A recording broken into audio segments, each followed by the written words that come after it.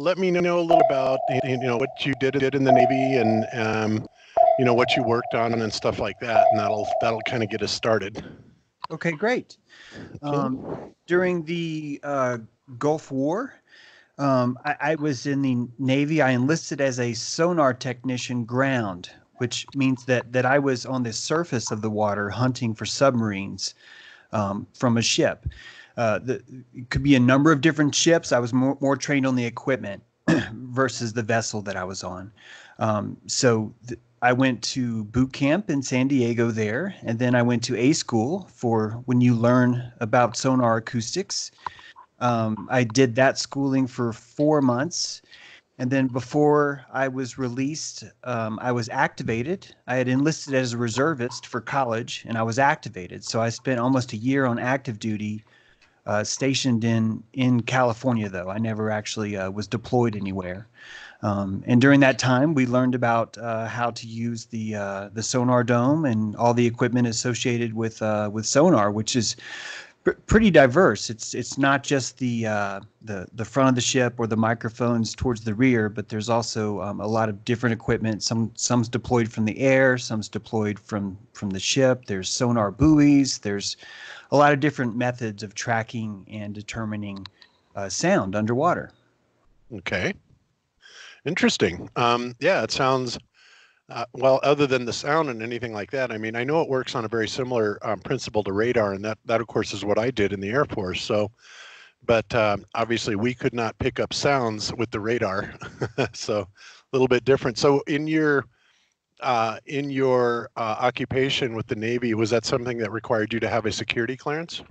Yes, I had a secret clearance in the Navy, and that's why I can't tell you about the equipment that I worked on, or even my office. I couldn't even really go into details about on because of that clearance. Okay, yeah, and I understand that, and I definitely don't want to ask you to break that security clearance for sure. In the job, would it make you consider that what you did do there might be related to flat Earth in some way? Um, During my time in the Navy, it never once occurred to me that there could be any other possibility that we would have to have lived on a ball Earth. So wasn't in the purview of anyone around me. It was just never even something ever talked about. Um, there's nothing in the literature that I read that told me one way or the other. But in hindsight, this is all in hindsight. It's Mhm. only when I look back that I can tell you that everything that we've done to measure sound, everything that we do right now in the open market, things that I can talk about, the actual passive acoustic equipment that's available or the active sonar equipment that's available, all of them do rely on the concept of a flat Earth, even though they don't explicitly say that. Mhm. There's even some specific equipment that I simply just can't talk about, but it really does, only in hindsight, do I realize this would only work if we're living in a flat environment. In fact, all of our charts were based off that. Right. Yeah, and that doesn't surprise me at all because so were the radar charts that we worked off of. So in sonar, obviously, if you're in a submarine or something like that, what kind of ranging did you have? I mean, how far away could you actually detect targets with the sonar? Well, technically, you could hear a target for as far away as, say, 1,000 miles. Wow. It's gonna depend on there's a so far, there is a channel. You might be familiar with this because the same thing exists in the troposphere, I think. I mean, in the atmosphere, there is a channel where the pressure causes sound to move slower than anywhere else. And underwater, that's met through pressure, temperature, salinity. There's an optimal curve there, which actually causes a slowdown of sound as sound passes through that so far channel. So that channel acts as a sort of an underwater internet for whales, for really anything. Anyone who wants to communicate underwater could pump their sound into that SOFAR channel, and it's going to travel for thousands of miles. To me, that alone is a flat Earth proof. There is a consequence of sound being wrapped around a donut, versus sound being able to just permeate straight. However, it's not exact enough where I've gotten in enough arguments with people where I can't just like flip this card over and go, haha, see here, Right. here's the perfect proof for that. So that's just one element of underwater acoustics. There's really two types of sonar. There's an active sonar and a passive sonar. And so in active mode, you would be sending a pulse or a signal or an oscillation out from your transducer, and then listening for the time it took for that pulse to get back. That would give you a very active, not only vector of where your target is, but more specifically, it would give you a distance and a range. And that's really is what's crucial for underwater. Meanwhile, on passive side, all you can really do is detect a vector of where something's coming from. You can't really range it from there. But the primary meat, the stake that I'm bringing to this conversation, is that there is something called acoustic shadows.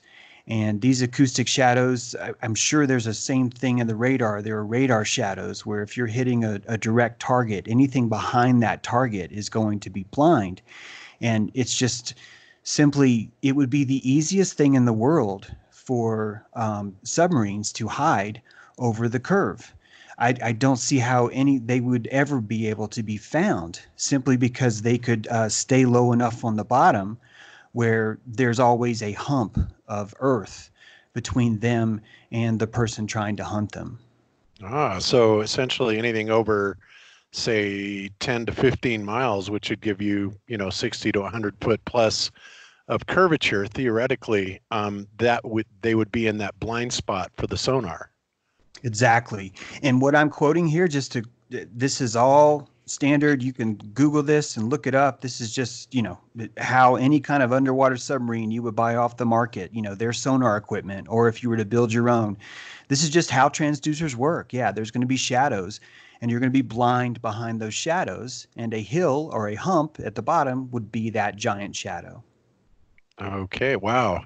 That's very interesting. I never thought about anything like that before. Yeah, so 60, it looks like 60 miles is it, man. So if you got things going maybe 60, maybe 75 miles at the outset, and we're going to assume that the the classified information is a little bit more than that, and I'm just assuming you have told nothing. So even assuming you could go down much further than that, still the math indicates that you would not have a vessel that you should be able to detect further than about 75 miles away. So that's really interesting, and that is something I have never, ever considered before. Mhm. Wow. If sonar is actually working essentially on a line of sight type of basis, then it would be like one sub to another. You shouldn't be able to detect much more than about 75 miles absolute max. That's assuming a 2,500 foot crush depth. So based on those numbers, yeah. And obviously, I'm sure it might even be longer than that. So like I said, I'm just throwing out numbers here based on what the math is telling me. But that's very, very interesting. I think that the acoustic shadows, though, even once you're on the shelf, really does show that well, why are we able to find things? We find things all the time, and we're finding them with sonar, and it seems like it would be a whole lot harder if we were dealing with a curve also. Right. Just out of curiosity, tell me the difference between active and passive sonar. So active sonar is you're sending out a pulse. And since you're the originator of the sound, you know exactly what time you sent it, you know? And Hmm. because of that, you now are able to reverse engineer the passive sonar, which is listening. That's just simply listening. You're able to then reverse engineer, I said, hey, 10 seconds ago, and here I just got it back. And because of that, now you can really track in and dig in on that vector, and you'll know exactly how far away something is. In other words, you're able to hear all kinds of stuff, and for all you know, some things could be coming from, 1,000 miles away if they're in that so far stream, like you Exactly. mentioned. Okay, but when you go active, you're sending a pulse out, you're starting a coherent oscillator, timing it just like radar, exactly how radar works, and you're timing that pulse to return to you. And based on the Doppler effect, then you are able to calculate its distance and uh, also speed. when ping it a couple times, you can extrapolate the speed as well. Yeah.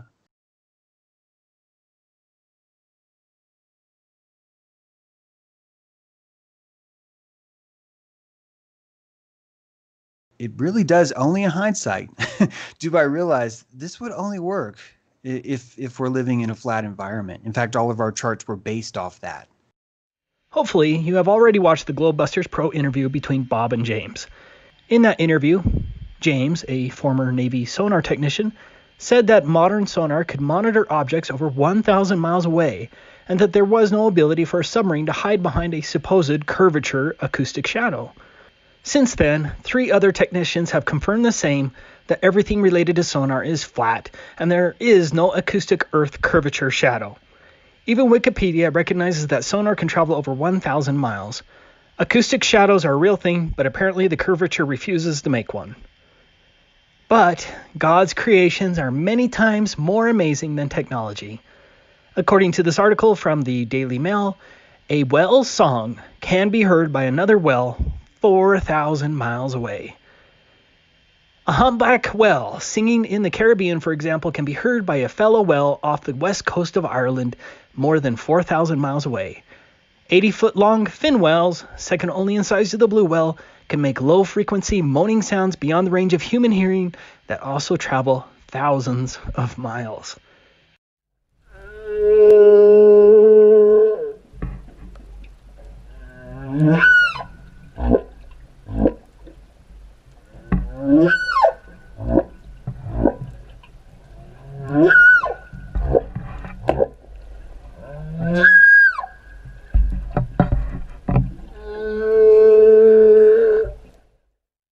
Now that is beautiful. Checking the curvature drop on engineering software. Yes, this is verified by AutoCAD.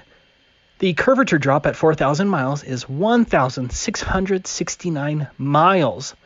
A target hidden height of 1,669 miles. That's one huge acoustic shadow.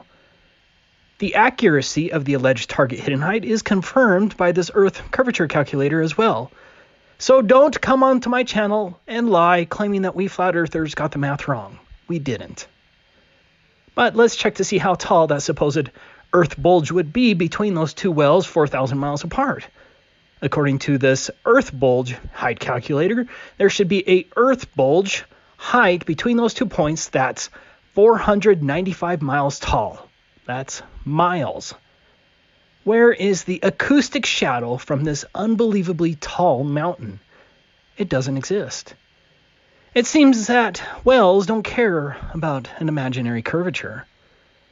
We all know that the globe propagandist is going to claim refraction. Just like when Guglielmo Marconi sent a transatlantic radio transmission 2,135 miles away, the propagandist will claim that those radio waves hugged the Earth's alleged curvature and hopped an Earth mountain 143 miles tall. Naysayers at the time of Marconi said that such a transmission was impossible due to the curvature of the Earth. Strange, the curvature wasn't a problem. But according to the Globe faithful, this is all due to refraction. Sea, air, it fixes everything. Amazing. And what about Nicobine, that VHF radio targeting system used by the Germans in World War II from 2 separate locations up to 443 miles away from ground targets in England? Churchill's science advisor said that such a VHF targeting system was impossible due to the Earth's curvature. Guess what? The curvature wasn't a problem. How about that? So how was Nicobine possible according to the Globe faithful? Refraction. Amazing. And what about a stellium, where both the moon and the sun are above the horizon during a lunar eclipse? Geometrically, that should not be possible. But what's the Globe propagandist's excuse? Can you guess? Refraction saves the globe again.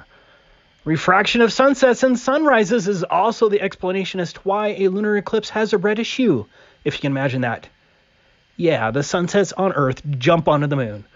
Ridiculous. And what about our repeatable experiment where we flat earthers can zoom in on a horizon that's further than 11.22 miles away when the globe physical horizon should have been under 1.9 miles? Again, the propagandists will claim refraction. According to the liars, refraction removed the bulge of water in front of the bird racks and then pushed the apparent horizon miles beyond the rack. And refraction was also somehow selective because it magically removed and transported the water bulge further than 10 miles without affecting the racks themselves. Refraction is the magical cure-all that fixes all of your lack of curvature problems. How do you maintain this illusion of a curvature that you have never seen and which cannot be measured in any realistic manner? How can you believe in a pressurized atmosphere surrounded by an unbelievably powerful vacuum? You can only cite your unfortunate, credulous faith in NASA. What a silly religion you have. I love you all, my NASA space skeptics and Flat Earth family, and I hope that we can all somehow stay in touch, notwithstanding the coming purge. I do recommend that if YouTube goes forward with this expected purge, that you forever boycott YouTube. I'm serious. Never click on a YouTube video again if they do this. God bless you all.